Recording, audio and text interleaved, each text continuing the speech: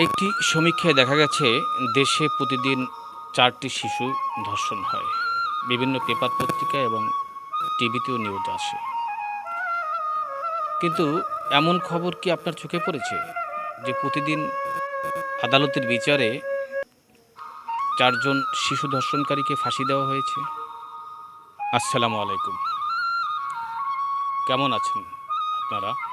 বিশেষ করে আমার মতো যারা রামিসার মতো শিশু সন্তানের পিতা আছেন, তারা কেমন আছেন? আমি আজ কয়েকটি রাত ঘুমাতে পারিনি। বিছানায় শুয়ে এপাশ ওপাশ করি, কিন্তু চোখ বন্ধ করতে পারিনি। যখনই চোখ বন্ধ করি তখন ওই নিষ্পাপ শিশুটার মুখ আমার চোখের সামনে ভেসে ওঠে। কারণ আমারও একটি 7 বছরের কন্যা সন্তান রয়েছে। বারবার মনে হয় কি জানেন, এই সমাজ কি আমাদের সন্তানের জন্য নিরাপদ? রামিসার বাবার জায়গায় যখন নিজেকে কল্পনা করি তখন নিঃশ্বাস নিতে কষ্ট হয়। যে সন্তান হারায় সে বোঝে সন্তান কী জিনিস। একজন পিতার কাছে পৃথিবীর সব সম্পদ তার সন্তান।